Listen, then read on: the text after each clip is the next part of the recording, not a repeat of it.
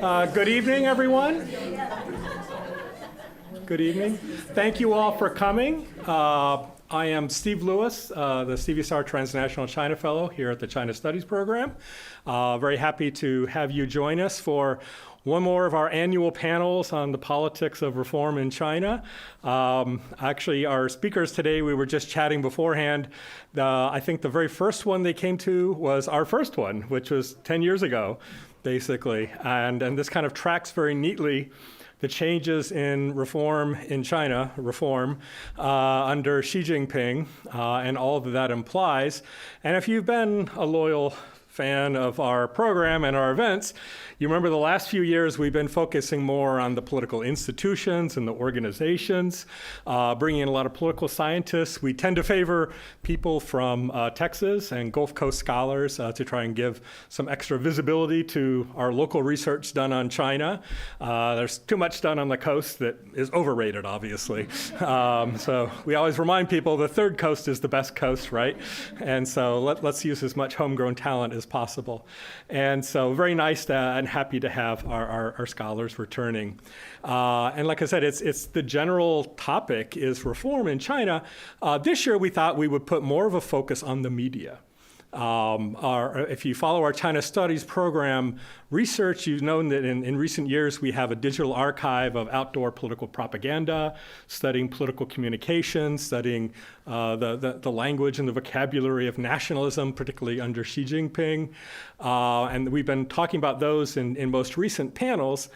Today we thought we would talk a little bit more about what are the organizations and the institutions of the media and what role might that play in Chinese society and politics going forward. So we're happy to bring back to the Baker Institute some of our experts on Chinese media. The first one is Professor Chen Wenhong from UT Austin, and she's the teaching fellow, provost teaching fellow, professor of media studies and sociology in the Moody College of Communication, and the original founding co-director of Entertainment and Industries. Is that right? Center for Entertainment and Media Industries. There we go. My bad. And so, which is very unusual to have. In fact, are there any other ones in the U.S. centers that focus specifically on this? Maybe a few. Yeah, just a few. There's just a few people. I think we are the only one in Texas. Yeah, definitely the only one in Texas. And so she is going to share her research. So please join me in welcoming Dr. Chen. And I should say what we're going to ask each one of our presenters, our three presenters, to talk for 25 minutes. Please hold off on your questions, and then we'll all sit down in front and answer all of your questions all at once. So how does that sound? So please join me in welcoming Dr. Chen.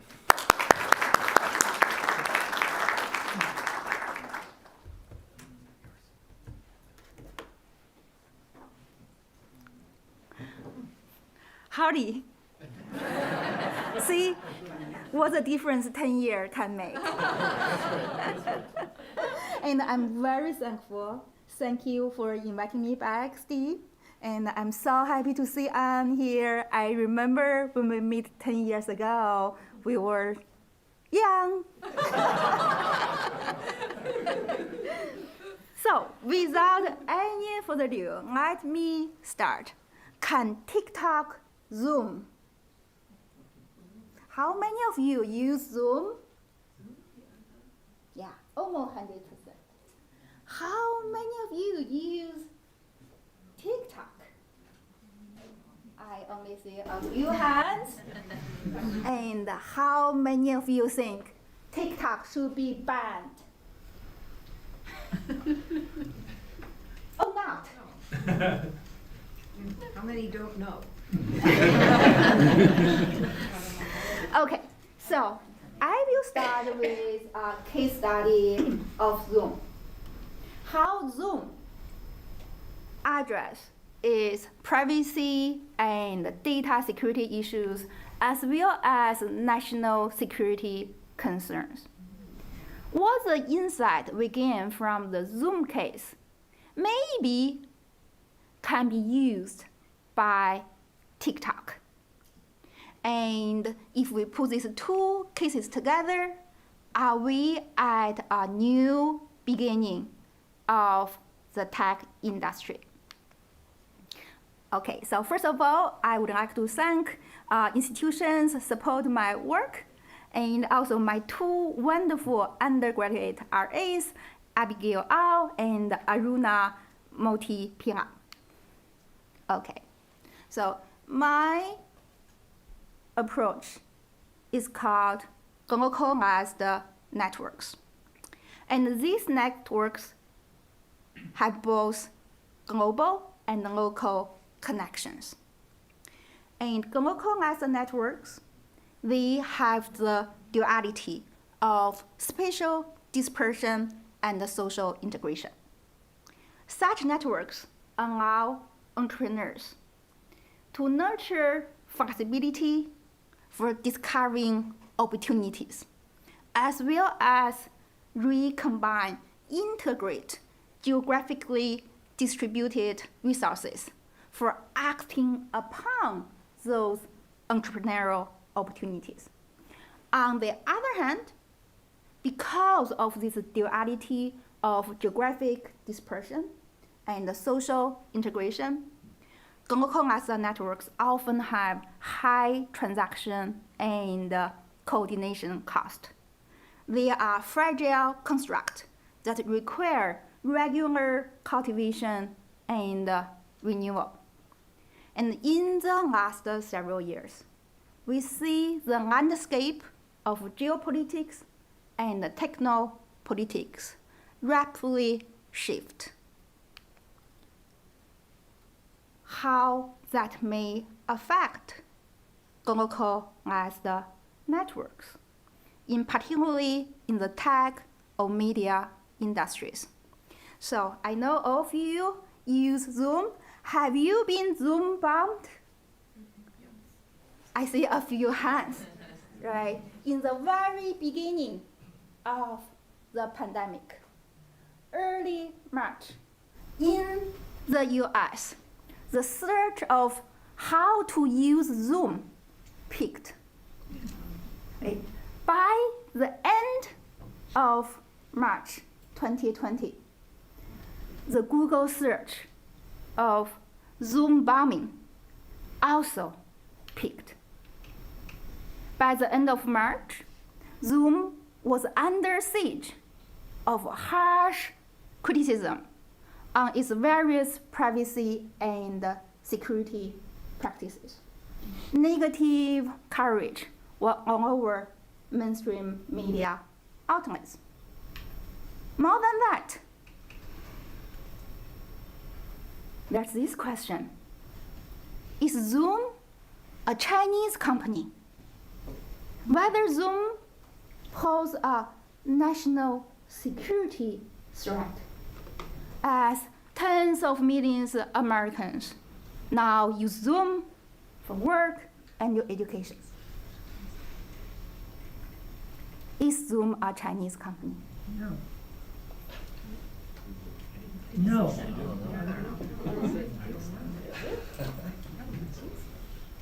Chinese CEO, does it not? Yeah, but it's not a Chinese company.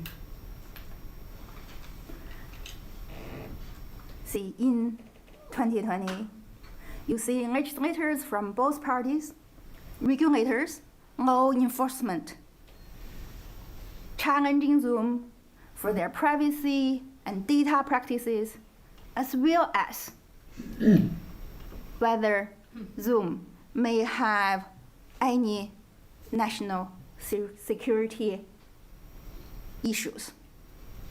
And anyone remember how did Zoom act? And for a while, it seemed Zoom may be banned together with TikTok.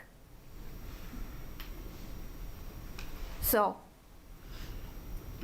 Zoom is one of the quintessential examples of how entrepreneurs use localized network to start their business. If you look at who the founder is, Eric Yuan, China-born, China-educated, engineer migrated to Silicon Valley. And if you look at Zoom's venture capital, mainly from the Chinese diaspora.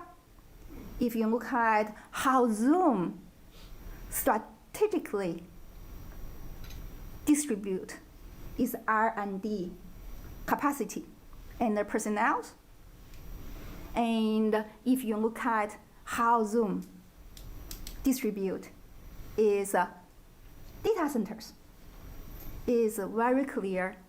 Localized network enabled Zoom's birth and growth.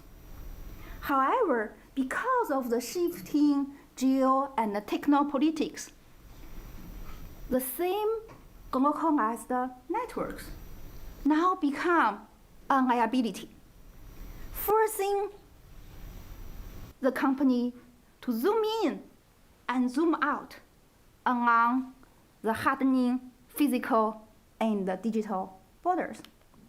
What do I mean by this? You can see, because of this accumulating privacy and data, as well as national security concerns, zoom in. It mobilizes networks of executives, advisors, consultants, and clients for expertise to address its privacy issue. For endorsement, Zoom is an American company, and collaborations. For instance, Zoom hired Alex Stamos, who was the former privacy boss at Facebook, an industry veteran, and Zoom also got this rare endorsement from Larry Ellison, Oracle's founder and CEO. Basically, he took it to YouTube, shared that Zoom has become an essential service for Oracle. If it's safe enough for Oracle, it should be safe enough for ordinary Americans. Zoom also quickly, within weeks, developed basically from zero to a very impressive policy and lobbying presence in DC. And we don't have the detail, we don't have the time to go through the details, but I think you probably can recognize a few faces here, including recruiting Josh Chalmers, a former CFO's official, to work as Zoom's policy person in DC. So, zoom in on the one hand, and then zoom out on the other, basically trimming its connections with China. At the beginning of the pandemic, Zoom was a serious contender of video conferencing service in China, on par with Tencent and other competitors. But Zoom consciously developed this so-called geofencing around China. Users can choose whether they want to route their data through data centers in China or not.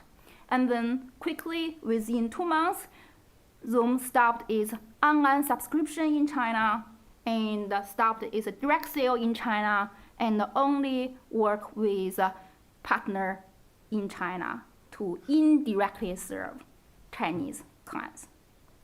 So put it together, as we can see, Zoom had done a very good job to deal with its organizational crisis. And it had a very agile response and offered a very credible analytical account what happened, who was responsible, and how they are going to address the privacy data issues, as well as clarify any concerns about national security. And most importantly, is quickly readjust its network. Okay, so geopolitics and technopolitics reshape Zoom's network reconfiguration and help it to defend and restore its image threatened by national security acquisitions. And Zoom's case also shows the vulnerability, limitation, as well as resilience of localized networks. Now let's move on to TikTok. Okay, TikTok is very unique. It's one of the only 2 tech firms with over 100 million users in both the West and China.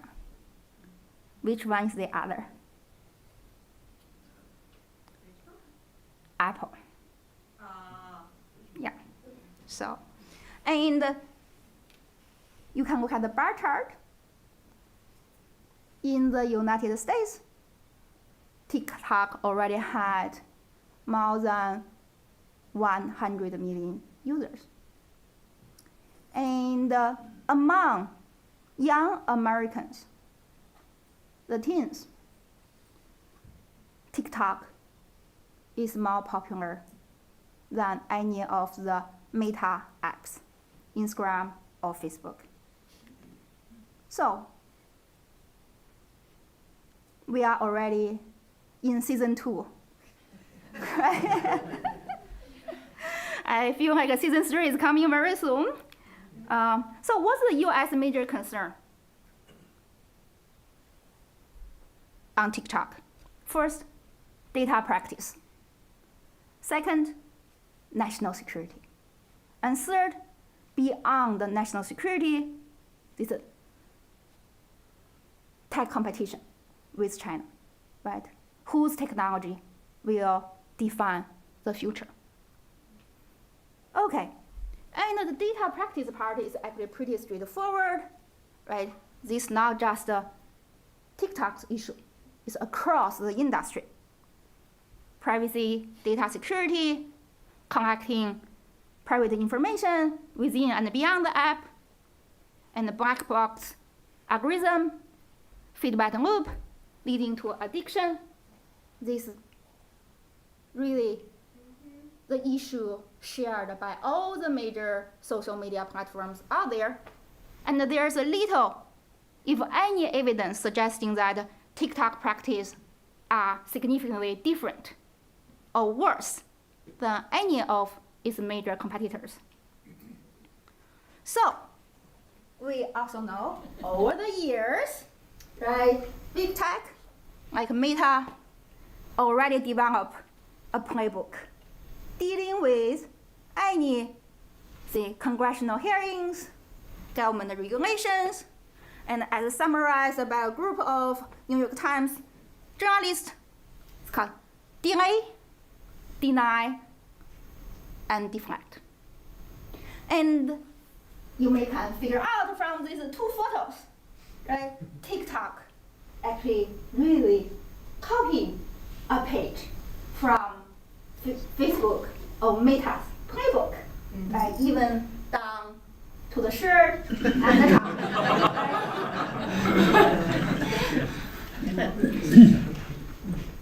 So Facebook really, telling the public they are increasing transparency, they are hiring more security officers, and very similar like Facebook in the earlier days. Sorry, we are young, we are not flawless, but we are changing, right? And TikTok also pushed this message very hard, both through PR, but at various hearings, we are on par with or less than many others in terms of data collection. The only thing is, this playbook may work for Facebook, but not exactly for TikTok. Why? There's a very important difference between the 2. What's the difference? The launching TikTok is Chinese. Or data's house. Ownership, right? So we may have this question, is Zoom a Chinese company? And then you need headquarters and decide it's not. It's an American company. But for TikTok, it's a parent company ByteDance, headquarters in Beijing. Right. So the second major U.S. concerns, national security. Right. Again, up to now, there's no hard evidence that TikTok shared U.S. user data with the Chinese government. But however, as you can see, many critics, policymakers point out, could, might, theoretically, now they can, it's could, that possibility. And that can be scary enough. Right? If the Chinese government ask ByteDance to provide US user data, what's gonna happen? Right? So there's always this scenario, there's always this possibility, and that's why you see critics accuse TikTok is a spy balloon in your pocket. Right? That's maybe a Trojan horse. Right? Again, now hard evidence, but there is the possibility and how TikTok should address that. Right? Denial. Right? Very similar like big tech. Haven't, wouldn't, not influenced by any foreign government. No and no. Right? US users' data now stored in Virginia with backup server in Singapore. Okay. And TikTok have already repeated this many, many times. How many policymakers you think TikTok has persuaded by this far? Not many, right? And this concern about the national security actually explained why in 2019, CFIUS, Committee for Foreign Investment in the US, retroactively investigate this merge between TikTok and Musical.ly. Right? This is another question, whether Musical.ly was a Chinese company or not, right? But as you can see, November 1st, 2019, CFIUS officially started this investigation, and this probably become one of the longest investigations CFIUS have ever conducted, because even today, we don't have the conclusion yet. Yeah. So, 2020, US military banned members from using TikTok on government-issued devices. And we all know, August 2020, President Trump issued an executive order banning any American from transactions with TikTok, WeChat, and their parent company.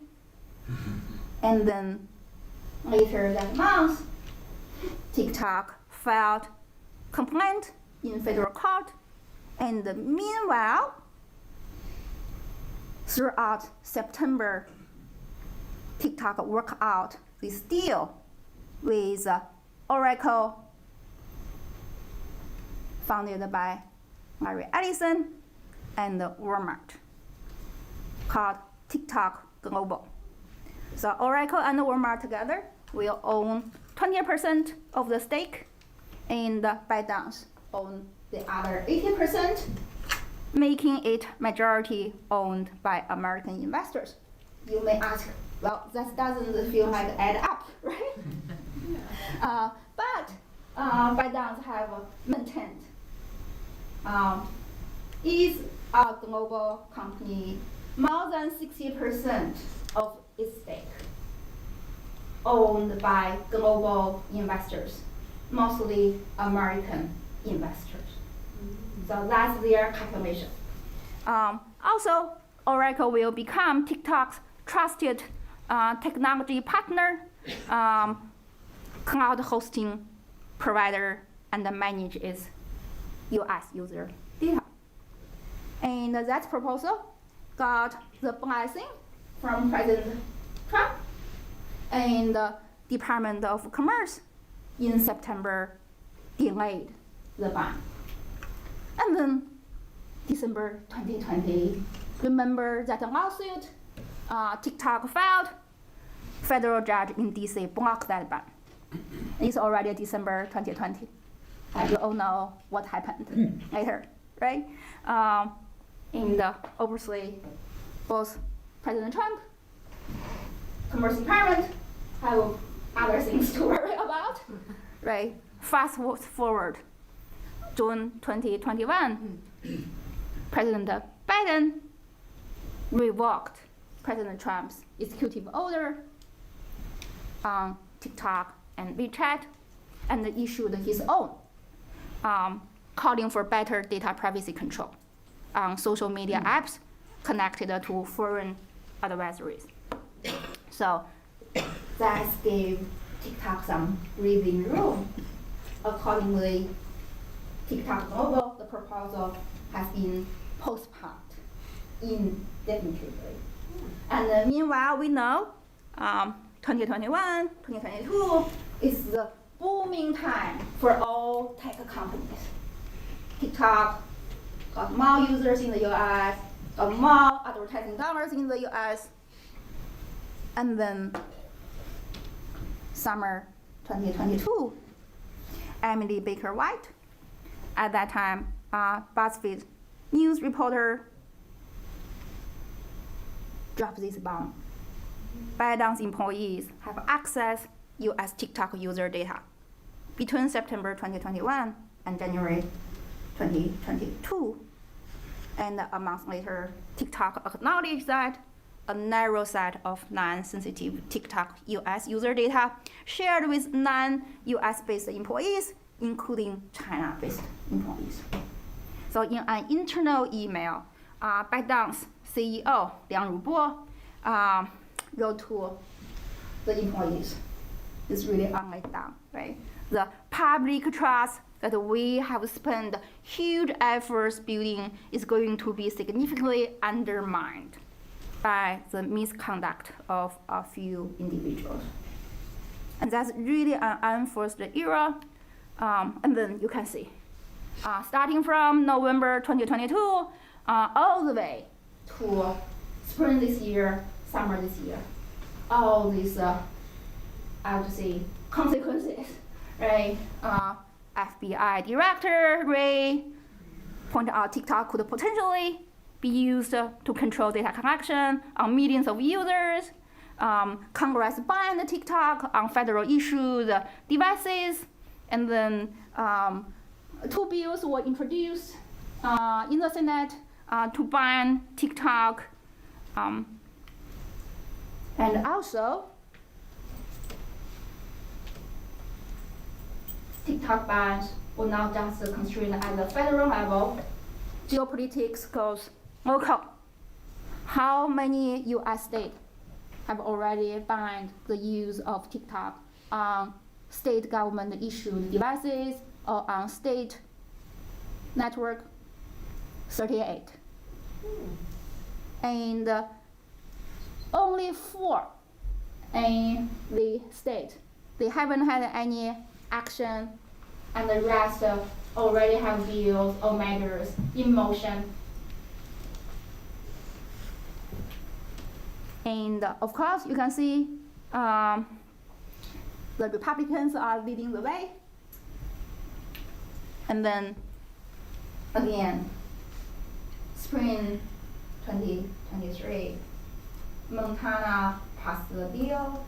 They are not only ban the use of TikTok from government-issued devices or network, they will ban from January 1st, 2024, their residents to use TikTok at all. And right now, the lawsuit is in the court. But that case, many people expect will go all the way to the Supreme Court with the national implications. Okay, so TikTok tried to sell this idea, Project Texas, a note to Oracle's headquarters in Austin, Texas, called Project Texas, which cost $1.5 billion. Will build what accounts to a firewall that seal off protected U.S. user data from unauthorized foreign access. Again, but it depends on to what extent policymakers, legislators, regulators would be persuaded that Project Texas would provide the kind of protection as TikTok promise. How I'm doing in terms of time? Okay, I'm okay? Yeah. Okay, so we can also look at other strategies TikTok has been using, similar to Zoom, but more, I would say, as a level of rhetoric, downplaying the Chinese association, downplay the parent company, downplay the China association, downplay AI. These in TikTok's PR message training material. And at the same time, highlighting is Americanism. A majority of ByteDance's shareholders are Americans, and they are well connected. Second, this probably will be the thing that save the day for TikTok. American users create most content consumed by other Americans on TikTok. What does that mean? Where is TikTok going with this? Make it far more American, I guess. We may jump a little bit. Who is at TikTok's corner today? Right? Investors, right? Oracle as a stakeholder, and the users, in particular young users, considered important for some political candidates, right? And influencers. And the TikTok investors, in particular, Jeff Yas, the founder of SIG, a major Republican political donor, have been working very hard to not let TikTok banned because there's huge financial stake in it. And so what's their argument? The cure is worse than the disease, quotation. And then they focus on First Amendment. Right? If the content on TikTok primarily created by Americans and consumed by Americans, and if the US government decide to ban TikTok, what does that mean? It decreases our freedom, right? It hurts First Amendment. And that ban will be constitutionally dubious. And also, the Supreme Court, at least based on the history. Well, you don't know, never know what the Supreme Court will do in the future, right? Based on the record, it has a long-held precedence that the First Amendment protects the right of Americans to receive and consider information and idea, no matter their source. Okay. So that probably will be the saving grace for TikTok down the road. Yeah. So we can, I don't think I have enough time to talk about the organizational restructuring for TikTok. To summarize, not very successful. It feel like, the more I research, the more I feel like it feel like the documentary American Factory. Right? They bring in a lot of Chinese high-level executives, had a very hard time to retain high-level U.S. executives. They try very hard, but there are cultural differences and all these difficulties. And then I think TikTok CEO Shou Zhou made clear at the congressional hearing back in March. I mean, of course, TikTok has some interest in it, but he also make a case that maybe it's time to think about how to regulate the larger social media industry, rather than focusing on TikTok as a particular case. So, but how many of us believe right now is the best time for comprehensive privacy and data legislation? Who knows, right? Okay, so, excuse me. Oh.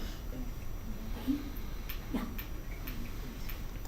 Okay, so if I summarize, if you look at the concerns and then look at TikTok's response, I would say not highly effective. And if we look back, thinking about the insight from Zoom, we can see that it's maybe not easy for TikTok to pull a Zoom because geopolitics and technopolitics both got further intensified, even just from 2020 to 2023. And the big tech playbooks used by Facebook and peers shows not really work for TikTok. And seemingly TikTok either couldn't or wouldn't seemingly less agile or skillful compared to Zoom in reconfiguring its localized networks. So here we are, right? We have the highest valued unicorn and globally most famous for TikTok. And ByteDance has a solid, robust financial performance, but there's no clear IPO for TikTok. And it still make most of its revenue from Douyin in mainland China, and is very much undervalued compared to its peers. So if TikTok, if ByteDance is an American company, its valuation should be twice as what it is right now. Where's the future? It seems like the future most likely is in Texas because First Amendment may save TikTok, but it's a long way to go. And the most immediate practical solution probably will be Project Texas and then a revised TikTok global. So I will stop here and thank you very much.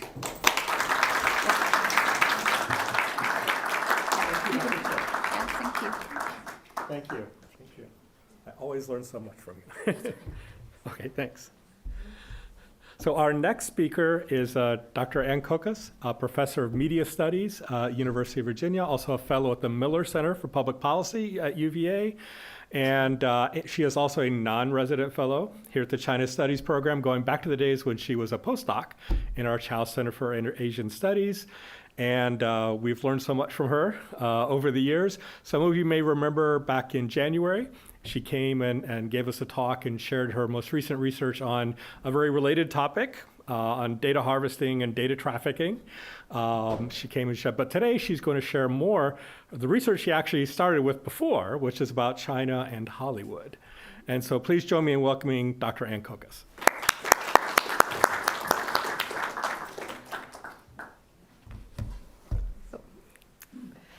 Well, thank you so much, everyone. It is a pleasure to be back here in Houston. It is a delight to see all of you and to be here at Rice. This was where I got the start in my academic career after finishing my PhD at UCLA. So I'm very grateful to Dr. Steve Lewis, who has written me so many letters of recommendation now at this point that he probably will, could have, built 7 people's careers. But I'm and to Professor Wenhong Chen, who is also a scholarly inspiration, and to our new colleague in the field of Chinese media, Brandon Zhang. I'd also like to thank Lexi Baker and my research assistants, Lexi Baker and Noelle Mendelson, for their help in putting together this presentation and for this research. So today what I'll be doing is talking about kind of how all of my research is intersecting. So when I was here at the Chow Center and the Baker Institute doing research for my first book, which eventually turned into Hollywood Made in China, that was focused on the growth of China's commercial media industry with support from Hollywood and Chinese investment in the United States in the entertainment industry. Now, what happened as I was writing Hollywood Made in China was that the case of Netflix started to become tricky because Netflix wasn't able to enter the Chinese market, even though they were trying really hard to. And there was this really interesting dynamic where it was less about the content that was being produced by Netflix and more about the data that they could gather as part of their operations globally. So that led me to work on trafficking data, which was focusing on Chinese consumer data gathering practices in the United States. I look at social media, but also like TikTok and Grindr, but I also look at a range of other types of platforms that you may not think of more immediately, like gaming platforms, so things like Fortnite, or gaming apps like Fortnite, Internet of Things, so IoT devices, refrigerators, baby monitors, security cameras, as well as biodata harvesting. And so this takes a much more expansive look at Chinese consumer data gathering practices, laws and regulations here in the United States. Then as part of working on these 2 projects together, Christopher Walker, who's one of the editors of this book, Defending Democracy in an Age of Sharp Power, asked me to put together a piece that combines these 2 ideas together and looks at how we see the intersection of content and tech coming together. And what's been really interesting is that because of China's growth in the field, because of the integration of content production and technology production and regulation, we've actually seen all of these things kind of come together. So what is sharp power, and why is this concept important to know about, and how am I talking about it here? So sharp power is an approach to international affairs that typically involves efforts at censorship or the use of manipulation to sap the integrity of independent institutions. And in this case, we'll be looking primarily at non-state actors, and in particular media and technology conglomerates.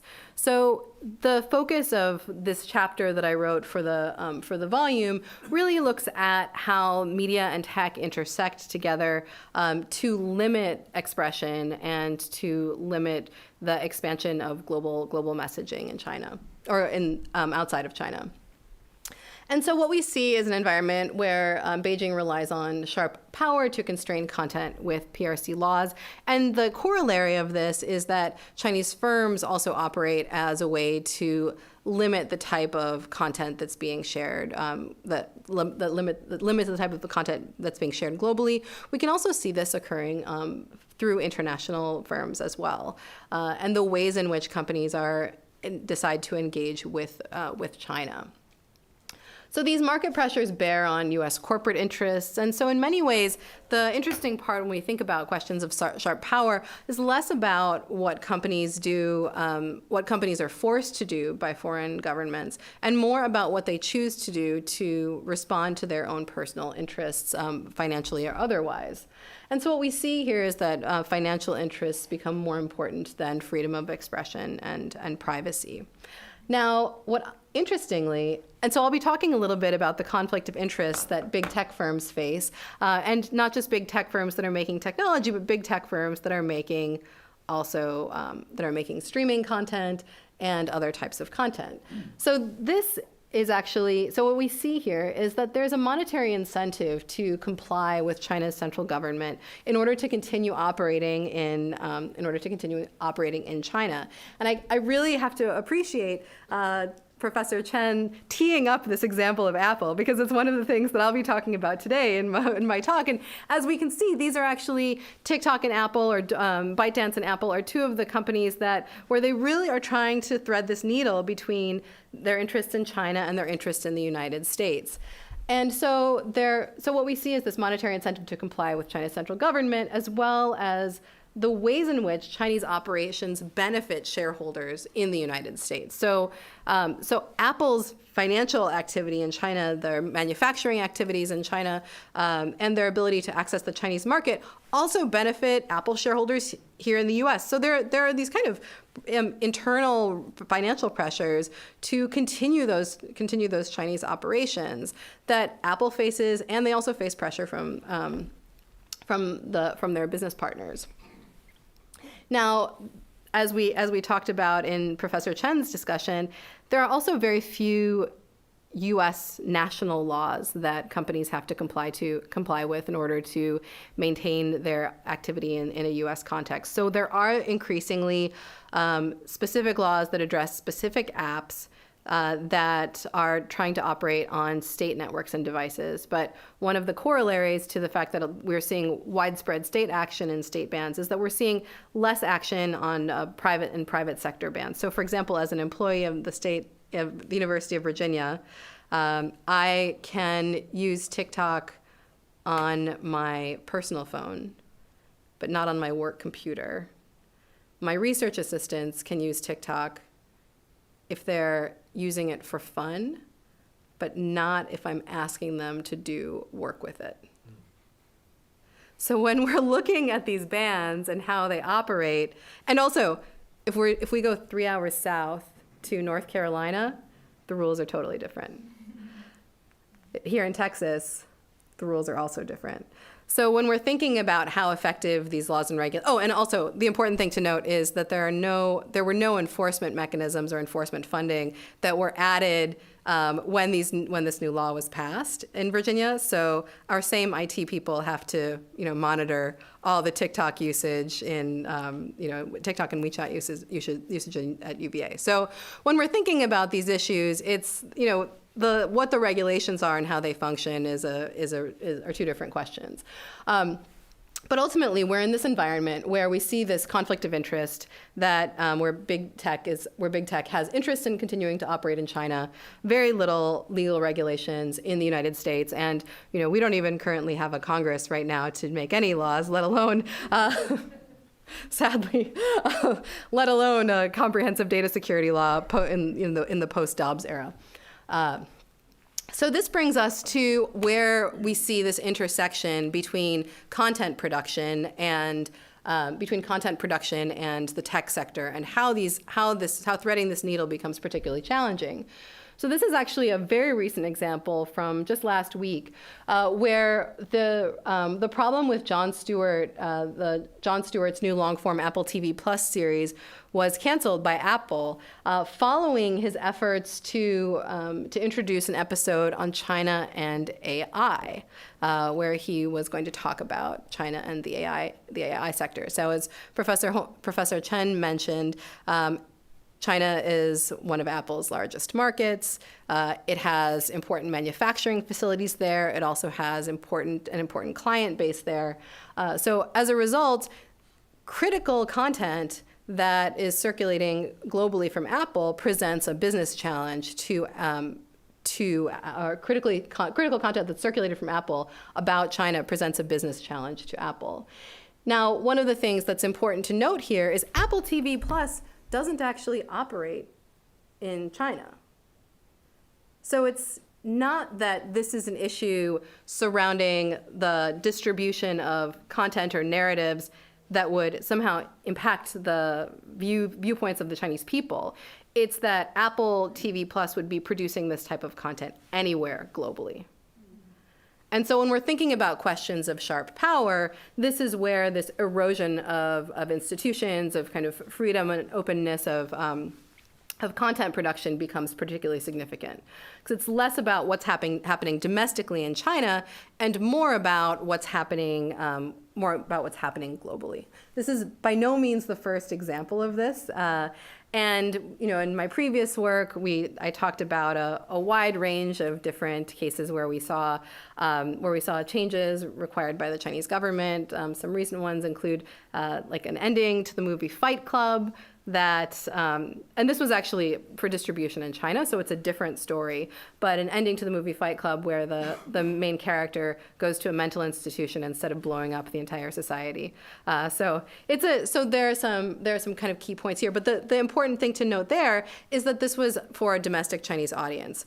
We are looking right now at a social critic who is known for his piquant critiques of American society being censored for those critiques of Chinese society.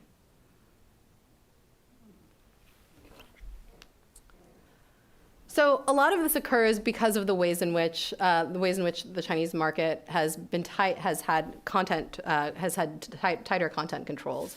So what we see as an example of large financial stakes, and so we're not just talking about financial stakes in the entertainment industry. So my first work that focused on Hollywood and China looked at whether or not it was possible to distribute something theatrically within a Chinese context. But the problem has become much more expansive as we've seen entertainment companies take a much more widespread investment in their efforts to expand revenue streams. So when looking at something like Apple TV Plus and Apple devices, this is a new kind of expansive revenue model that didn't exist to the same degree when I was writing Hollywood Made in China. There are also an increasingly large number of laws that regulate content production in China, which are particularly vague. So this creates another challenge where currently from the problem with Jon Stewart's story, we don't necessarily know if it was that Apple received messaging about the content that it was producing, or if because of concerns about Chinese regulations and laws, Apple TV Plus pulled the plug in advance. And this is where that kind of chilling effect becomes really important to note, because in this case, it's entirely possible that it wasn't actually the result of a specific Chinese government entity saying you can't produce this, because it wasn't going to be distributed in China, but rather concerns that Apple had about reputational damage for their Chinese operations. And this is particularly important right now, where Foxconn, one of Apple's major manufacturers, is currently under investigation by the Chinese government. So it's not a great moment to be distributing content that's critical of China and its AI practices. So some of these laws include, in 2017, the film promotion law, which required cast and crew members of all productions in China, all television, film, streaming productions, to exhibit socialist core values, which has been used in a variety of ways, basically to pull stars away from from activism and so that's a way that we've seen stars and actors banned. The reorganization of China's Film Bureau. So in 2018, it was put under oversight of the State Council, which elevates the oversight of the entire film market to being to a much higher level of oversight, a national level oversight, and that's a shift over time from more localized provincial level oversight. So a lot of the the fifth generation filmmakers that some of you may have heard about and their kind of boundary breaking work was largely the result of them working in kind of off the beaten path provincial film studios where there wasn't a lot of oversight from the central government. So this is a significant shift. And then provisions on the governance of the online information content system, which creates national security penalties, both civil and criminal, for distributing, hosting, or creating content that violates China's national security, broadly speaking. This applies extraterritorially, so it could also apply to, for example, what I'm saying right now, what I'm distributing online. It also doesn't have any statute of limitations. So let's say that what I'm saying right now is fine, but in 5 years it's not, and there's a recording of this, then I could still be subject to civil or criminal penalties by the provisions in online internet governance with the way that the provisions are written as right now. Yeah, I know. I know every time I give a talk and talk about that, I'm like, oh, great. Here we go. Let's do this again and see what happens. It's a strange time to be in China studies, guys. Like, it's really, really weird. It's a lot more lively than when we first started out. And then there's the Hong Kong national security law, which has extraterritorial implications. So has national security, any violations of Hong Kong national security, even those that occur outside of China, broadly speaking, can be prosecuted in Hong Kong.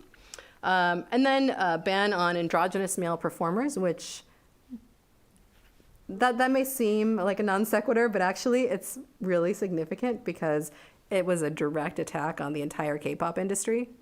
I don't know if you guys have any BTS fans here. Like, that's so it limits the type of content that's available.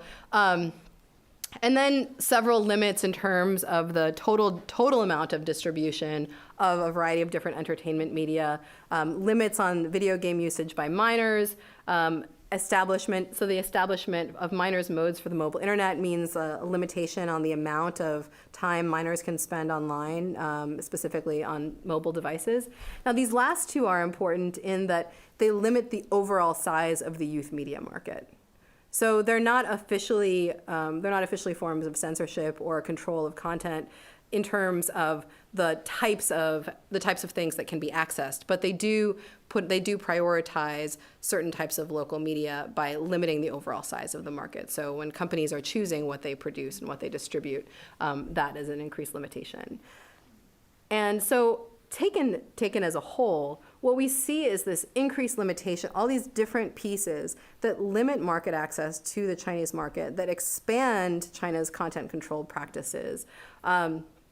And also, as you might note, that in many ways are very unclear in terms of their execution. So what constitutes a national security violation? What constitutes socialist core values? There are descriptions of these things, but they're also very fluid concepts. What constitutes being an excessively androgynous male performer? It's really hard. I mean, it's a tough question. So when we're looking at these issues, particularly with how broad and vague these regulations are, it makes it seem rational that Apple would pull back on the problem with Jon Stewart, because there are a lot of different ways that that a show like that could be considered to be a violation of China's media regulations. And that creates a chilling environment, not just within a Chinese domestic context, but globally. So what we see is that, in particular, it's these market access controls that enable sharp power by shaping production and distribution of content. So if Apple didn't care about being in the Chinese market, this wouldn't really matter. But it does. And we see that this requires learning how businesses and governments exert content control during production and distribution. And there's actually one thing that's really interesting is there's a lawsuit from 2019 by an executive producer, Chris Fenton, who worked on Iron Man 3 and was also involved in a firm called DMG Entertainment, which brought together both Chinese and American producers to work on a variety of different projects. And that lawsuit looks like it'll be going forward, which should, interestingly, potentially reveal a lot of how these business practices work. But it hasn't happened yet, so stay tuned. But what we're seeing is an environment where Hollywood, if we're thinking about the entertainment industry broadly, as well as now content and device producers like Apple, remain dependent on the Chinese market. We also see this taking the shape in bricks and mortar leverage. So in my first book, I talked about Disney's investments in China and the major investment of Shanghai Disney. That was really important. Remains a really important part of China's business efforts, or Disney's business efforts, because of its work to diversify the type of the type of theatrical and entertainment infrastructure that's available to Disney. So, for example, when the pandemic started, Shanghai Disney was one of the only fully operational Disney Worlds or Disney facilities that was operating for several months until things started coming back online in Florida and California. So it's really important from a business standpoint, and the pandemic demonstrated that. We've also seen DreamWorks Animation and Universal build physical venues in China. And if you think about the challenge of just stopping the distribution of a film, imagine the financial cost of shutting down an entire theme park operation, the kind of financial implications of that for these firms. And it's important to note, Disney, DreamWorks Animation, and Universal are not majority shareholders, but they are sharing their brand and their name with these operations. And in some ways, that has also a really significant impact. So when we look at these issues, it's not just about Apple, it's also about firms like Disney that also has its own kind of streaming platforms and distribution and content production that is also concerned about their long-term viability within the Chinese market. So ultimately, losing favor in China is bad for business, and uncertainty surrounding the broader investment environment constrains firms' behaviors in the digital media sector. And what we're seeing is that this builds on a series of challenges where we can observe that it's not just media companies, but also those representatives. So in some ways, the US is recreating the socialist core values requirements of the Chinese government, but through market purposes. So this past summer, I had the chance to testify in the Congressional Executive Commission on China, and one of the fellow panelists for the testimony was the basketball player Enes Kanter Freedom. And he relayed a really fascinating story about how he started off as an activist surrounding issues related to Turkey. And he's been banned in Turkey, he can't return home. And when he was working at a basketball camp, someone came up to him and said, how can you be an activist for Turkey and Turkish people if you don't say anything about Xinjiang and the Uyghur Turkic minority in China? So he did some research and found out what was happening in Xinjiang and created shoes that had free wheat that suggested the importance of freeing the Uyghurs in China with a series of artists around the world. And within the first half of the game where he wore the shoes, all Celtics games, the team where he was playing, all Celtics games in China were banned. Right? Yeah. And this persisted. The next game, so he was asked to take off his shoes. The next game, he wore free Tibet shoes. And this was an amazing guy to meet, by the way. I don't know many NBA players, or really any, but I was really impressed. And then he was, within 30 seconds, the game was banned again. And then I think that there were a variety of other NBA games that were also banned. And one of the things that was fascinating was in his testimony, he relayed that the people who were coming at him for doing this and the people who were most critical of his actions was actually not the NBA, but his fellow players. His fellow players who were concerned about their ability to access the Chinese market. For their shoes, yeah. Right. And so when we're thinking about questions of sharp power, and we're thinking about them in the context of media, it's not just about corporations acting, it's not just about laws, but it's also about the policing that occurs within industries to maintain access to the Chinese market. And then there's a parallel side of this where we see people like LeBron James and Eileen Gu talk about the importance of just keeping athletes talking about sports. And there's an interesting long history of this in U.S. civil society activism about what role athletes should actually be playing in society and whether or not they should be empowered to talk about things outside of their sport. And there's a kind of interesting use of this as a way to sidestep questions about what the role of athletes in China in a Chinese context is or should be.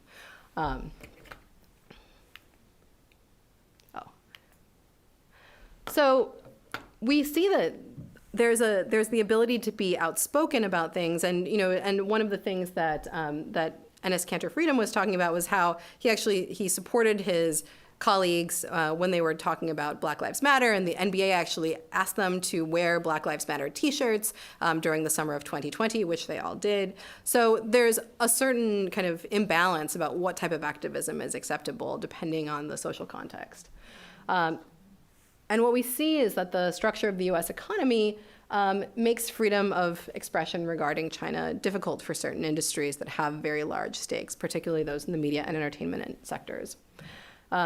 Whereas in the US, there are very few constraints. In China, there are many, but firms still benefit from access to the Chinese market. And civil society advocacy is uniquely vulnerable here. It's also uniquely vulnerable in general in the US for a variety of reasons. So it's a particular challenge.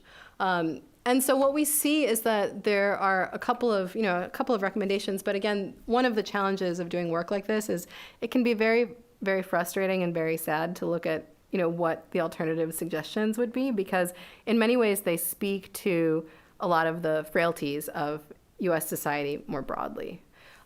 So for example, reestablishing not-for-profit content production and distribution options in the US offers a way to balance some of these challenges. So, if Apple TV Plus isn't talking about China and AI, maybe there are other entities that can and can do so with, and there are, but at the same level of budget and the same level of, the same high-profile level.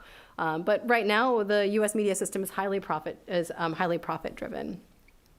So there's also the possibility of rebuilding community organizations that operate independently of corporate interests, that allow people to speak independent of their role as economic actors. But when we think about this, we look at people like NBA players and influencers who have huge amounts of power to speak, but they're also very driven by their economic interests, and their economic interests are what give them that platform. And so this creates a huge tension that's not just about US-China sharp power, but about the fundamental structure of how messaging occurs within a US context. And then finally, and this is like my old chestnut here as a professor of Chinese studies, here we go, but it's important to enhance education about Chinese laws and policies so that people and companies understand what they're doing and what the implications are and what the larger kind of socio and political challenges that one might face doing business in China, and how the weakness of US institutions leads to more effective sharp power from a Chinese context. And I think that's a key point here, because a lot of these things wouldn't be as effective if there was more democratic resilience within a US context. So with that, I'd like to thank you for your time and attention. And I'd like to, shill these 3 books if you're happy to talk about them further. But thank you. Thank you.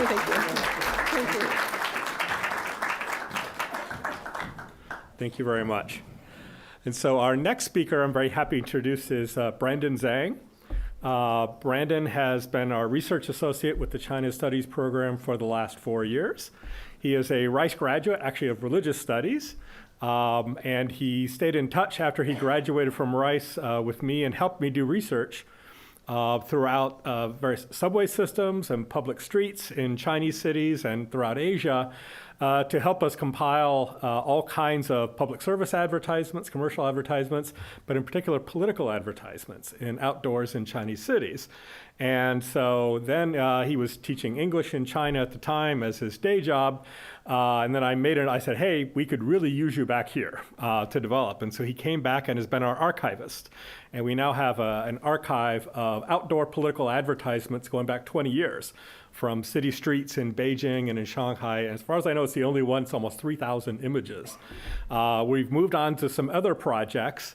And the reason we're going to have him talk about anime, which if you're keeping score is a Japanese thing, not really a Chinese thing. But why Brandon is going to be talking about a Japanese thing when he's with the China Studies program requires a little bit of context. And part of the context actually goes back to the Chinese propaganda. In looking through the outdoor political propaganda in China, I kept looking at this and going, you know what? In the recent years, I'm seeing more and more like really cute little cartoon girls, and also like kind of very youthful characters, in safety signs crossing the streets, things like that. One of their ads that we collected was talking about as a kind of a very cute little Chinese girl telling people, hey, study the spirit of Lei Feng, which is kind of the traditional socialist Chinese spirit, and it was by Luo Baobei.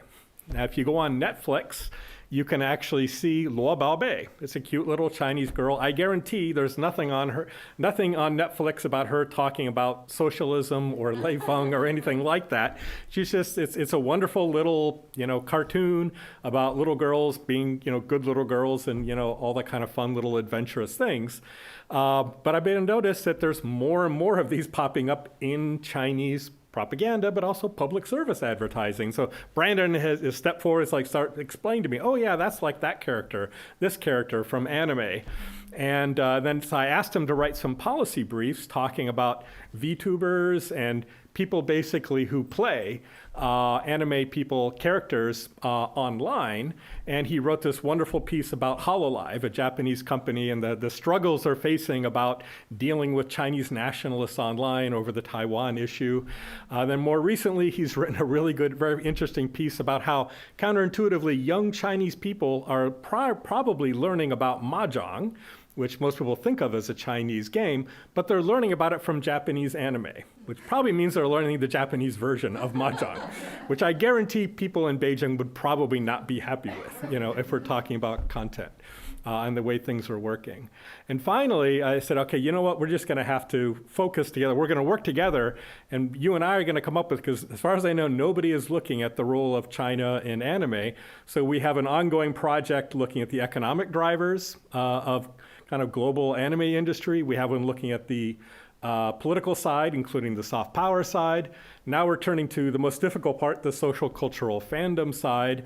But one of the things that we just kept struggling with is also just, how do I explain this to policymakers? Because like Anne, I've also testified, and I said, if I'm gonna persuade them that this is something the US government needs to pay attention to, we need to understand how big is it, how many people are influenced by it, all the things that Wenhong and Anne have been talking about as well.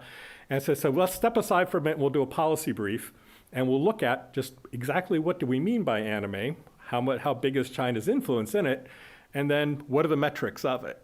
And what convinced me that we need to talk about this, and I needed to ask Brandon, was I said, you know what, there's an easy answer.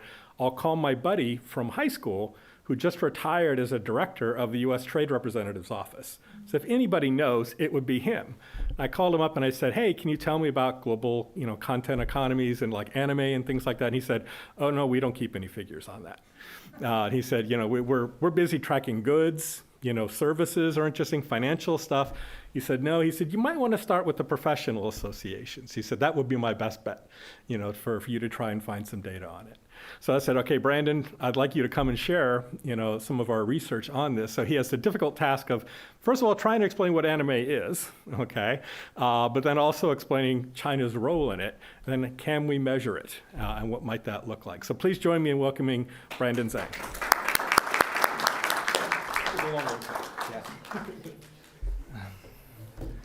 All right, so it's quite a bit to live up to one intro, but I will do my best to try.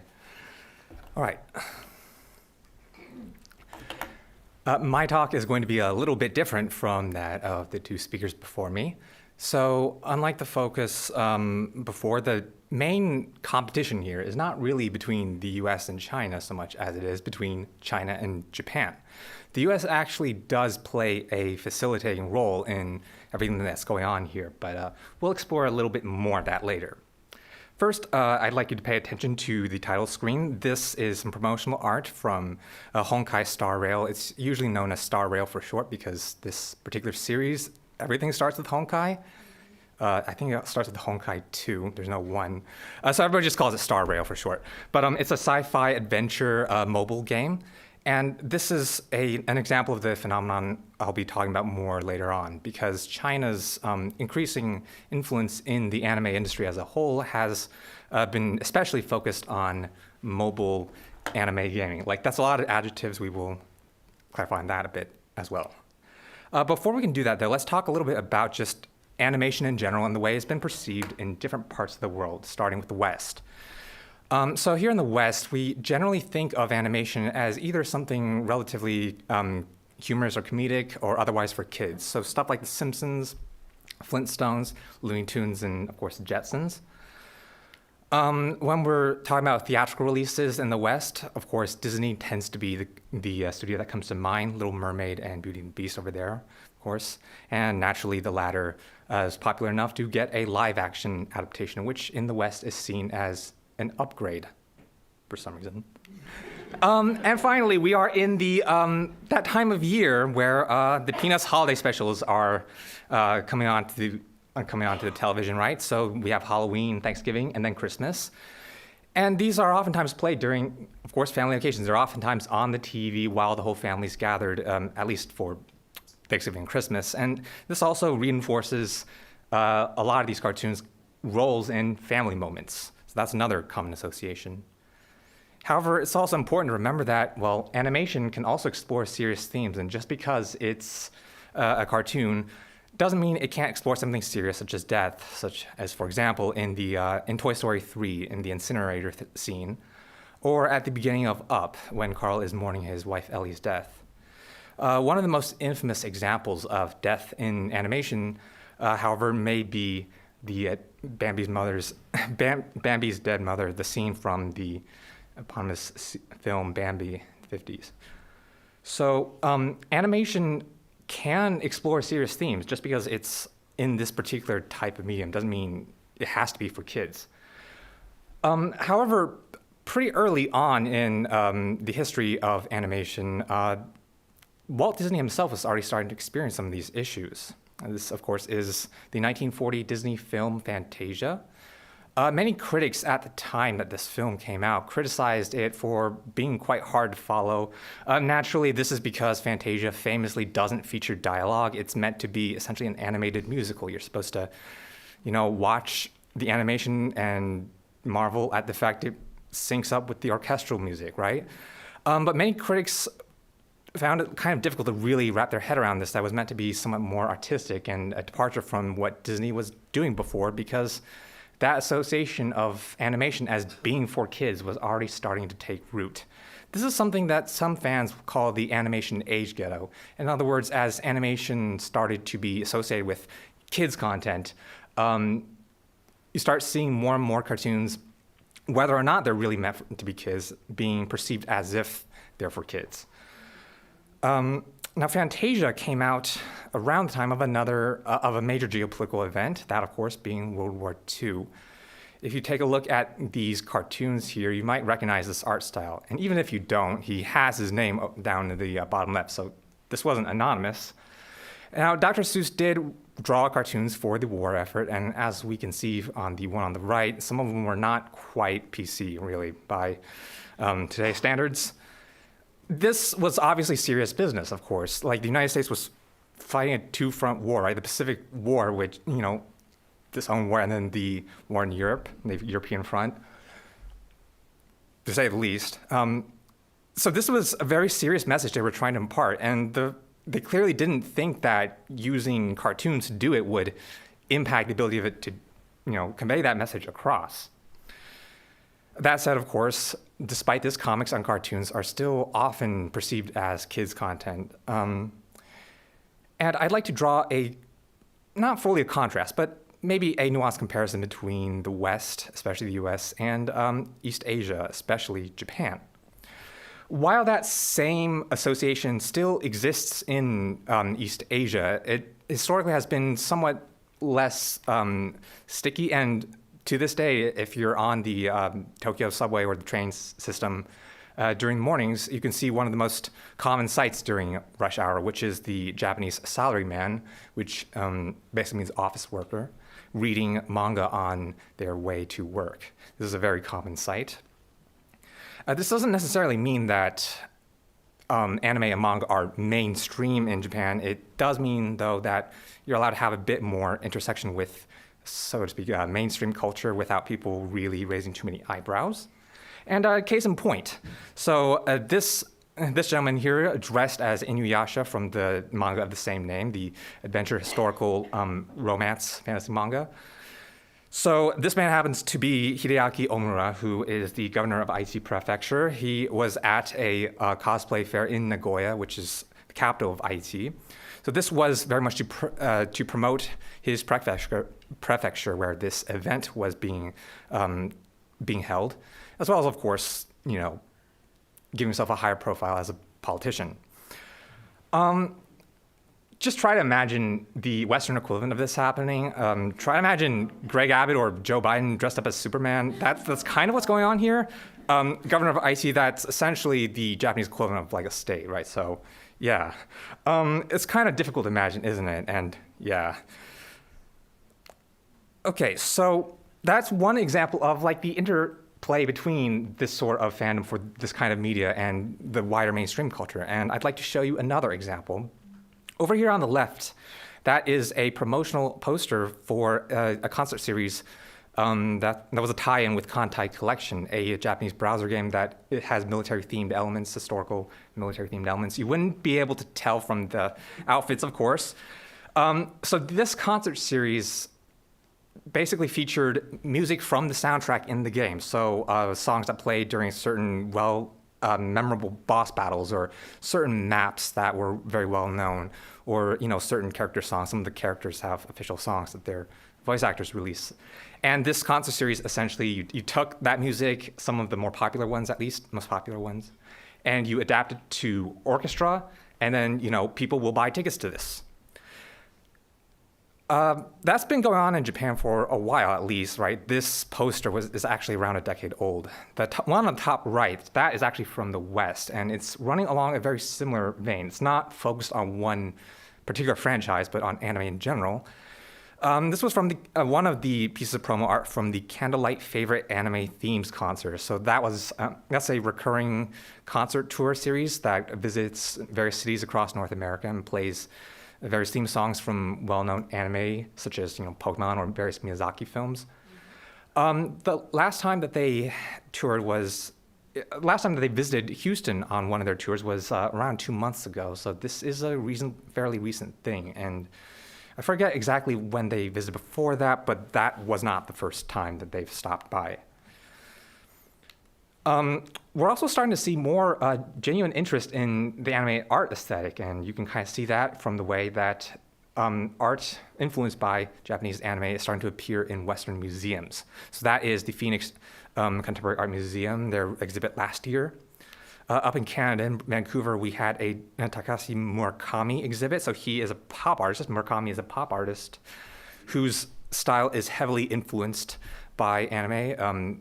It's known as the super flat movement, flat referring to, of course, the fact that all these drawings are on a flat surface. And finally, of course, in our very own Texas, in Fort Worth in 2021, we had Anime at the Modern at the Fort Worth Museum of Modern Art that focused a little bit more on actual art from animation itself. But I'm showing you all this to give you a little bit of context, because there clearly is an interest in Japanese anime that comes from the increasing globalization of the aesthetic and the medium. And as we'll see here, that is being accompanied by a globalization of the production processes as well. Before we can talk specifically about what China has been doing, let's talk about the actual word anime, and we're going to use the series Astro Boy as an example, and different adaptations of this series, Astro Boy. So Astro Boy is perhaps the closest equivalent that Japan has to Mickey Mouse, both in the sense that it's been there since the beginning and that it's basically everywhere. And here we're going to talk a little bit about the different kinds of adaptations that Astro Boy has gone through over the decades. So it started out as a manga in the 1950s, and within all the different types of media that we oftentimes use when we talk about anime, sometimes anime, other times anime and manga came first. One of the reasons for that is that manga, as the Japanese post-war economy recovered, magazines were a relatively inexpensive consumer good that many people wanted, and that was relatively cheap to make since advertisers paid for part of the costs. So manga magazines started to rise in the 50s. By the 60s, we start to see animation, the original type of content that we usually mean when we say anime. Astro Boy was actually the first modern anime, by which I mean a series where there is an actual plot line that continues between episodes. So it's not just like a different story every episode. Something is going on. In episode 20, that plot is further along than it was in episode 5. Astro Boy is often considered the first one to match that format, and the fact that it was an adaptation of a manga helped set things quite early on. You might notice that many people will say anime and manga. American cartoons and American comics don't have nearly as close of a connection, right? And it wasn't necessarily always that case in Japan, but Astro Boy was one of the influential titles that helped establish that. Oh, whoops, it's a little bit. Yeah, that wasn't there in the original one, but making cartoons is expensive, and so studios like Musi have long been looking for alternate revenue streams. And one of the first ones they found that was reliable was merchandising, right? It didn't take very long for them to realize that having characters from a popular anime appear in advertisements or appear as toys would make buku bucks, right? And the most recent of the media that we're going to talk about today really is video games. So they really arose in the 1980s and into the 1990s. And at first we saw more console games and PC games. However, in the last decade, we've started seeing the focus shift a bit more to mobile games, at least where it comes to anime. And that is what we're going to focus on a bit more because China's increasing activity there is quite interesting. When it comes to gaming, some of you may underrate gaming a little bit in terms of its size. It is oftentimes something that is quite counterintuitive, not talked about as much as you might think. As this New York Times article helpfully clarifies, it's larger than music, US book publishing, and North American sports combined. Microsoft's game division and Activision Blizzard each make more money annually than all US movie theaters.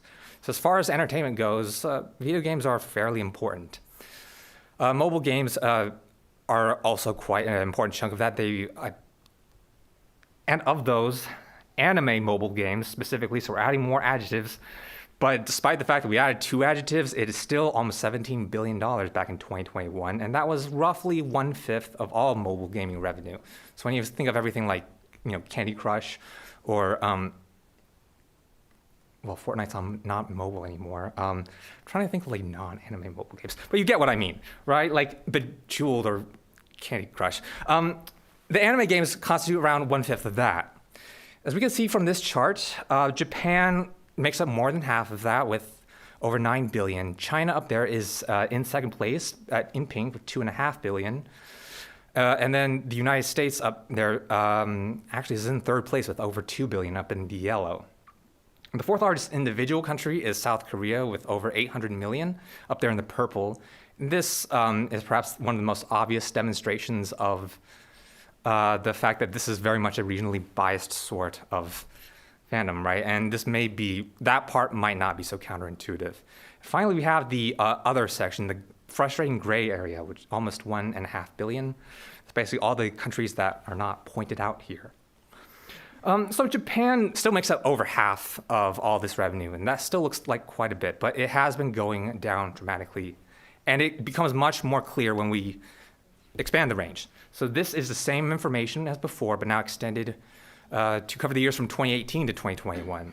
What we notice here is that there's not a huge amount of movement really with the 2 biggest East Asian markets in Japan and China. Surprisingly there, the purple part, Korea, has a pretty dramatic increase. The US has a quite respectable increase, not quite doubling, but doing quite well, right? Going from 1.25 billion to over 2 billion between 2018 and 2021. Now the gray area, the other, all the countries not covered, that nearly doubled in these 3 years. That said, the developments we're seeing here become much more stark when we transit from revenue to downloads. So it gets a lot more dramatic here. One thing to notice is that Japan and China are still staying quite, steady between 2018 and 2021. US, still pretty nice increase. South Korea is large enough to now show up with its name, so that's cool. The other, though, like the elephant in the room, perhaps figuratively still, but as close to literally as possible without actually being accurate, it more than doubled between 2018 and 2021 from, just over 150 million downloads to over 300 million. There's a lot of potential reasons that this could be happening, which unfortunately, because the source didn't divide them by region or country, we can only engage in educated speculation. One is that many of these players may be coming from places where anime is quite popular, but incomes are rather low. Places like Southeast Asia, Latin America, developing countries. Another possibility is that, of course, as you get to places that have less historic exposure, you have a lot of people who might be fans, but who might not be as willing to spend so much money on the game as many of the most dedicated Korean or Japanese or Chinese fans might. So there is a lot to potentially unpack. This is what we've got so far. So before we look into Chinese anime games a bit more, let's talk about it. Let's just say one of the biggest competitors to this genre of gaming. So Fortnite. Fortnite is a survival battle royale sandbox RPG, which basically means you land into this giant world where you can mess around with stuff as a euphemism for breaking it because you're trying to fight everyone and be the last one standing. This is a shot from the skin store. Fortnite very much is the kind of game where you're trying to kill everyone else in the room and brag, so you've got to look cool. And if you want to look cool, you've got plenty of choices to choose from. But if you want to look cool, you've got to pay money. You don't have to look cool to win and kick everyone's butts, but it probably is good for you psychologically. Let's take a look at one of the examples. So here with Drosera, if you look in the top right, it's 1,200 V-Bucks. 1 V-Buck is equal to around one US cent, so this is $12. Like I said, they give you a few shots of like what it looks like, an approximation. People evaluate what they think of it. But again, overall, it's mostly aesthetic. Now here, let me go ahead and show real quickly a clip of some Fortnite gameplay so we can all get a sense of what this game is all about. Balls. Sorry. Yeah, I'm sorry. Yeah. Okay, so as you can see here, you're this green fella, this green ogre-looking fella with the orange hair. We can customize specific parts, so not the whole outfit, like hair and stuff. This is the part of Fortnite that I think even people who don't play the game are familiar with, the giant flying bus. The way Fortnite works is that since you land on the map, you're trying to be the last one standing. You get to pick where in the map you land. You want to give yourself the best position. When you're ready, you just jump out, you land, and then you begin fighting. So I want to show you the best parts because after that's just, gunfights and tactics and all that good stuff that we're not here for. We're here to look at this. So Fortnite has often been seen as kind of a competitor, at least in the news coverage, because this game, Genshin Impact, is MiHoYo's previous release, though the game I showed you in the title slide, that came out in May of this year. Genshin came out 3 years prior, and it is often seen as the poster child of what I want to talk about now, Chinese anime mobile games. If you look at that, it's indistinguishable from Japanese anime. If you play the game, the character tropes, the personalities, right, they follow certain well-known, I guess you could say literary tropes and conventions established in Japanese anime. The monetization model essentially revolves around these characters. Some of these characters look much cooler than the others. They tend to have much higher stats, and in general, you can only get them if you buy tickets for the paid lottery that you pay real money for, and you get a small chance, I'm not going to say how much, but a small chance of getting that character or another equivalently rare character. It does affect gameplay, unlike Fortnite, but with these kinds of games, you can always beat the levels and beat the new maps without the cool characters. People just want to so they can brag to their friends. So let's take a look at Genshin's perhaps most notable feature, its open world aspect. This is actually a video showing how to do a camera hack to zoom out the camera a little bit more so you can see more of the scenery. And this is a very popular mod among many players, which gives you a good sense of just how popular it is. Of course, you see the character in there. Many people have compared Genshin Impact to Legend of Zelda Breath of the Wild, which is a similar game with this open world feel. You get to explore the whole universe, planet, I guess world. The only difference is that while Breath of the Wild is meant to be played on a computer or a console, like on the TV screen, Genshin, once again, is meant to be played on your cell phone. So to compare the two, now again, I need to remind you, Genshin Impact originally made headlines in the West by becoming this Chinese anime game, which many people, of course, probably heard that and thought, are you sure you don't mean, Japanese? But this Chinese anime game beat what was seen as this American mainstream game that appeals to a lot of demographics, right? This whole fighting people stuff. And so Genshin beat Fortnite's record for highest revenue in its first year of release. But when we look at the total numbers, the picture's a little more complex. The most notable part here that stands out probably is Fortnite with 26 billion USD in lifetime revenue since the beginning of this year, compared to Genshin Impact, which only had 4 billion. One reason for this, of course, is that Fortnite has had around twice as much time to grow.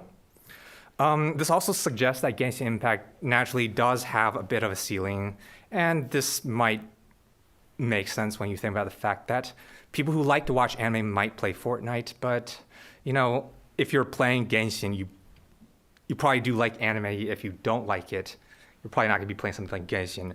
Whereas with Fortnite, there's people who do watch anime or not might. So that makes somewhat sense. But the fact that Genshin got so much in its first year, that itself is already another phenomenon. And one which I want to address here, how has China changed this industry? One has been a trend towards global servers where all the players play the same version. Generally speaking, the exception is China because, of course, of the legal provisions there. But those weren't usually the reasons that older Japanese anime games used to have regional versions. Usually you would see them divided into 5 categories: Japanese, Korean, simplified Chinese, traditional Chinese, and English. So it's usually language, and it usually was based on market share, with the English or worldwide one being seen as the weakest. They often came out at different times, months, maybe even years apart, and they would generally be that far behind. So if a game comes out in English 2 years later, it will be 2 years behind the Japanese one forever. And so that is not popular, and with Genshin and a lot of later releases, they've started to do these larger releases where everybody feels like they're part of the same group. They're not being treated as second-class fans. Unfortunately, that is much more expensive, as you can imagine. There's a reason these companies usually, release in East Asia first. And in this arms race, the Chinese developers benefit most because they have the most money behind them. Unfortunately, it's a little hard to see just how much this has really affected things. Take a look at these numbers. These are both estimates for the same figure. How big is the Chinese anime mobile game market?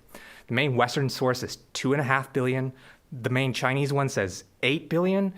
And surprisingly, we don't really have that many at least to figure out where that huge of a discrepancy might lie, although a few potential ones may include the fact that non-Chinese sources have to use a lot of estimation because, Google Play, one of the 2 major platforms that you download mobile games from, is blocked in China. So they use completely different platforms that outside sources might not know how to count up.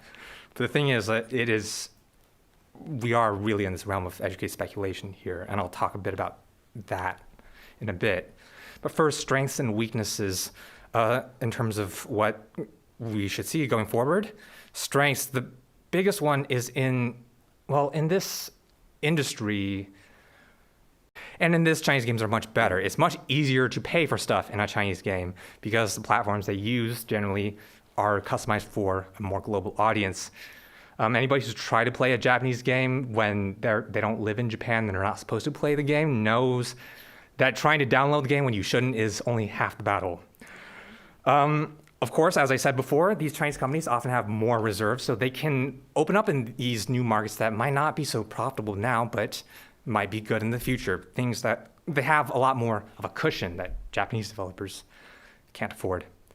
But in terms of weaknesses, when I say Genshin Impact was a poster child of China's rise in anime mobile games, I meant it because it made up nearly 2/3 of China's domestic anime mobile revenue in 2022, and that's actually from the Chinese source.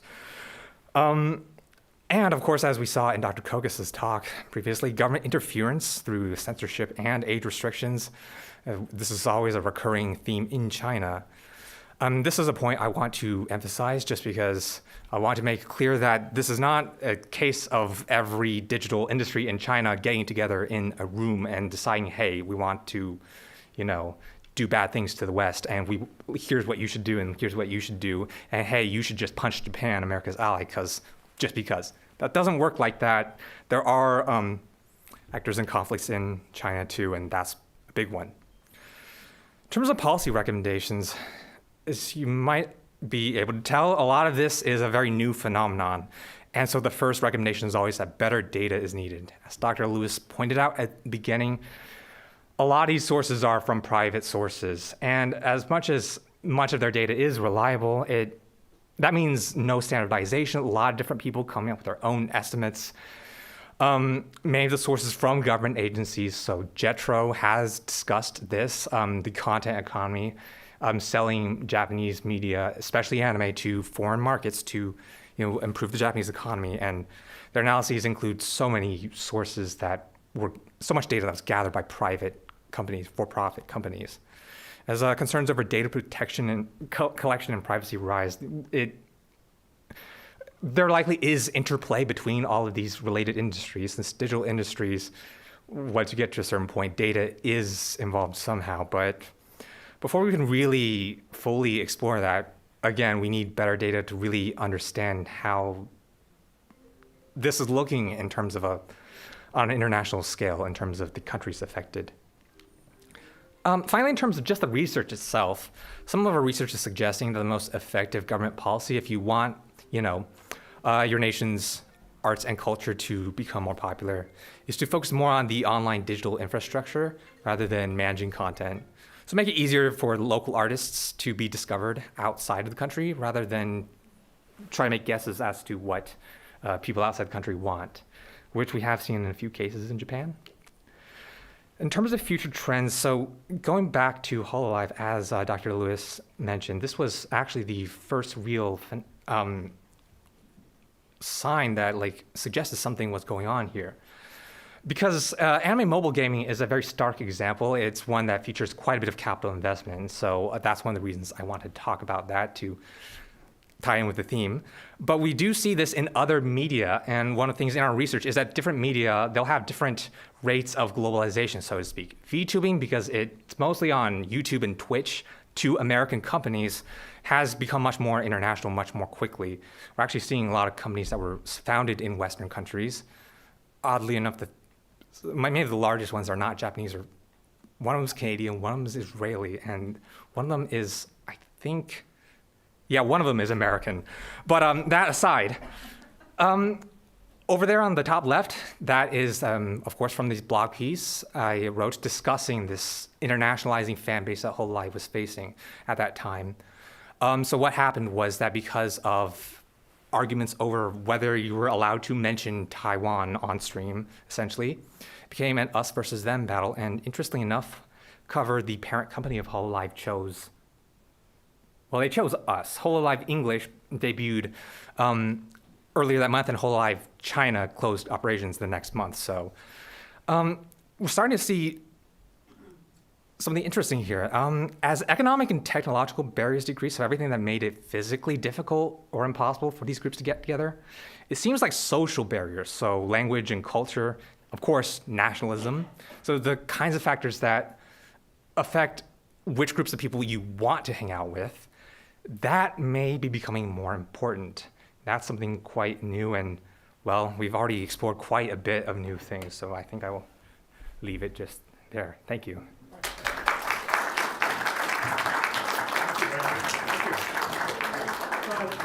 Just like a few minutes, maybe take a few questions, so if we could ask all our panelists to join us up here.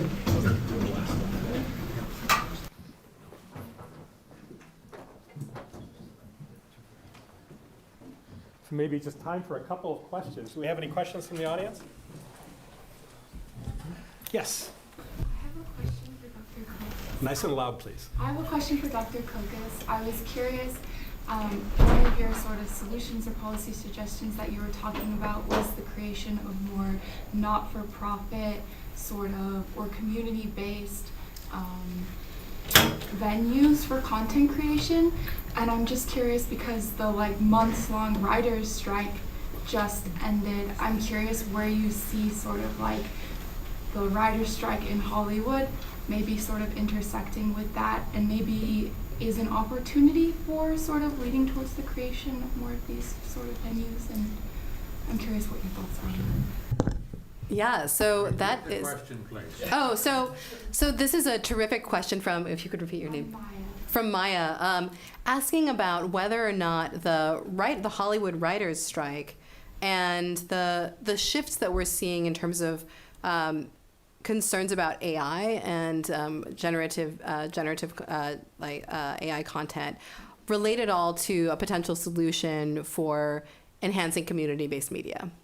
So first of all, I would love to give a pitch for one of the work of one of my amazing friends, Anjali Shah. She is the CEO of a community media platform called Seaville Tomorrow, which brings in funding from the community to talk about local issues and things that really have no market potential, no answers, but receives funding from concerned citizens who want to learn about these issues. So I think that that's one interesting model that I would turn to that's also being supported by the MacArthur Foundation.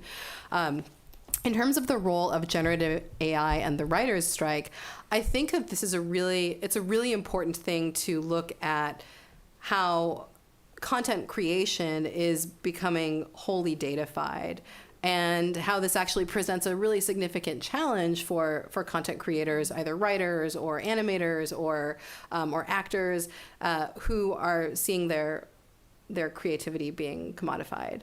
And so, unfortunately, Maya, I actually don't see it necessarily as a solution, but maybe something that will amplify the issue. But I love the creative way you're thinking about this, and I hope that there are things that I haven't seen that that you might envision, and I would love to continue that conversation. Good question. Yeah, thank you. Actually, we'll take one in the middle first, and we'll come back to you. I had two brief questions, actually. First, from Renderzen, you mentioned the differing attitudes towards animation and anime and manga in Japan and the United States, as Japan being more of a, it's for everybody in Japan versus it as more of an inferior and childish art form in the USA. What is the attitude like in China? How is it in China? So that is an interesting story. For the most part, like if I had to sum it up briefly, it's much more like Japan. One phenomenon that you do start seeing in East Asia, which it's going to be one of those things that it'll be like you hear it and you'll go, oh, that's kind of obvious now that I'm thinking of it. The identity of being a fan of like this type of anime, this specific aesthetic quality, this type of art style, that label is far weaker in East Asia, and you might be able to imagine why. It's a little bit like saying that you're really into American cartoons when you're an American. And so in China, oftentimes this identity as an anime fan isn't quite as solid in favor of like which franchises you're into. And I mentioned that to give a sense of just how large this group is. It is so large that it is definitely not just kids, right? Believe one of the sources we used, it mentioned something along the lines of well over half a billion or maybe 600 million people in China, like in some way form like part of the market of consumers for this kind of content. So in some ways, right, like once you get to that point, right, there's just too many grown-ups, So that's one. And you had a related question, a quick one? Okay. You mentioned localized networks and how those are used to kind of enable growth of tech companies. Is that, because of the liabilities that come with that, is that a conscious area of growth that these companies are pursuing, or is it kind of a side effect that comes from other operations? Well, I think localized network and its impact for tech or media entrepreneurship still very much alive, except the flow between US and China. And because right now there's a lot of political and policy uncertainty, right?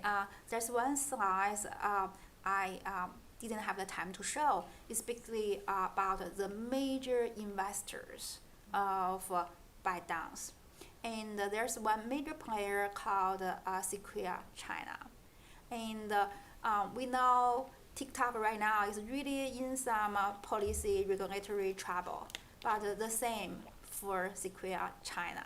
Actually for Sequoia, because Sequoia have to like separate itself from Sequoia China, and again, I think right now there's an investigation. Several senators are pushing Sequoia to reveal their investment in China. So because of this dramatically shift geopolitical and technopolitical landscape, you can see that entrepreneurs, corporations, investors, they are all trying to reconstruct their local as a network, like shifting their connections. I think you had your hand up.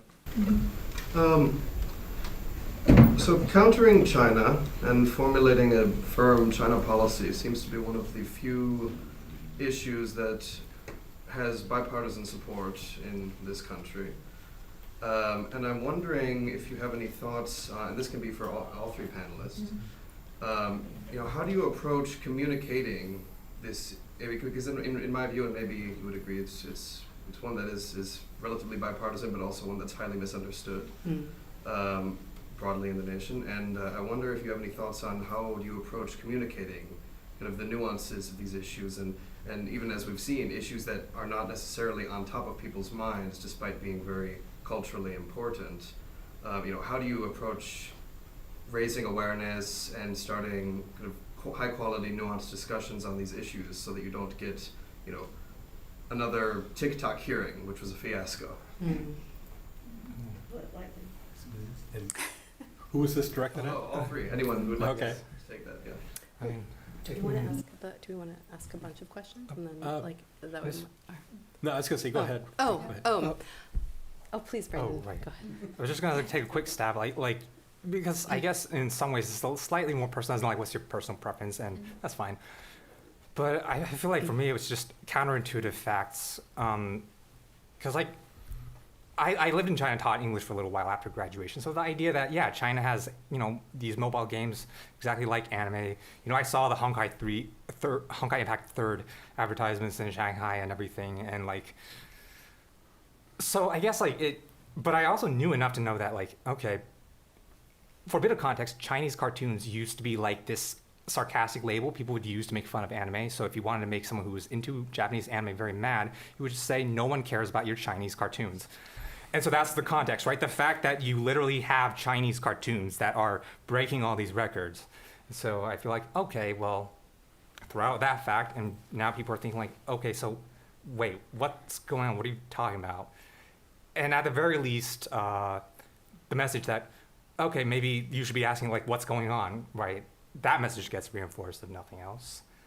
Maybe you have a bit more of a sophisticated method once you get to the step beyond that, and in which case, please teach me as well. And I think you wanted to say something. No, I'm happy to have. I can very briefly answer that.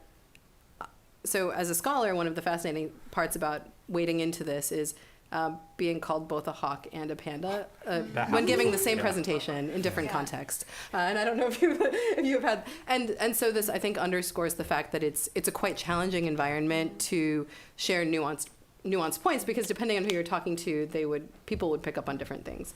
And so I think one key issue is for scholars to kind of continue opening dialogue with policymakers and to continue talking with students.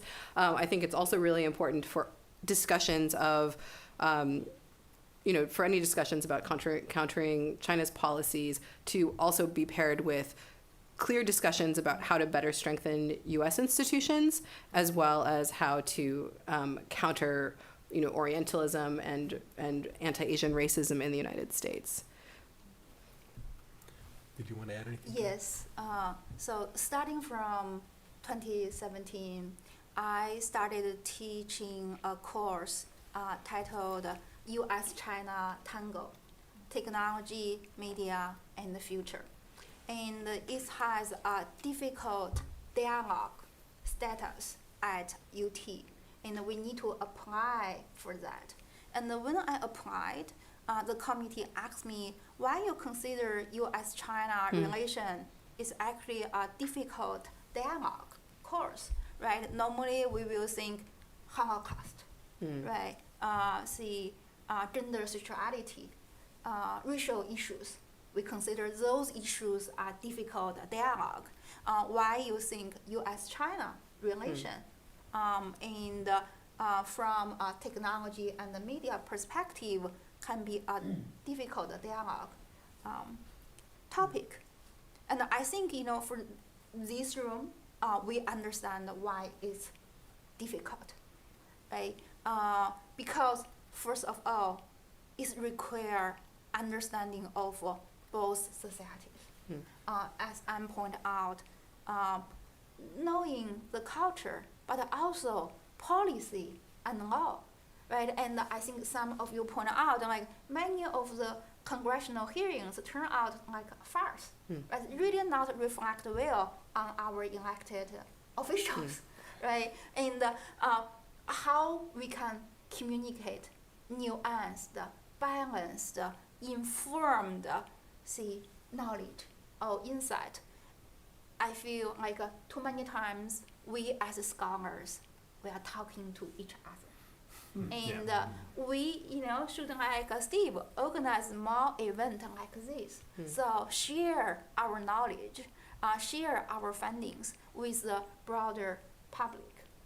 And also, of course, I have a boy who is a Chinese American, right? I definitely have a stake in this. But I think talking about U.S.-China relation, either from political perspective or just from entertainment perspective, we all have a stake in this.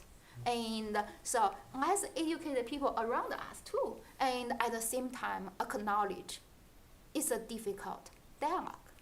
And when it's a difficult dialogue, it involves rationality, right? It involves hard evidence, data, argument. It also involves emotion and identity.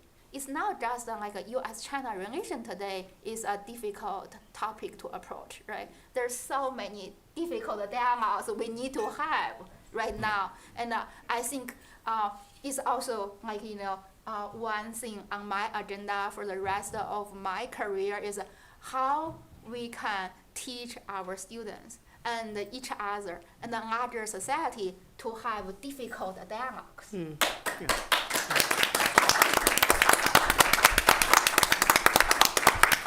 Sounds like a good place to end. I promised our panelists that I would show them some good Houston food before they head on out, and so we need to get before the restaurants close. So thank you all very much for coming. Thank you. Thank you for our panelists. Good job, everyone. Good job. Thank you. That was great. Thank you.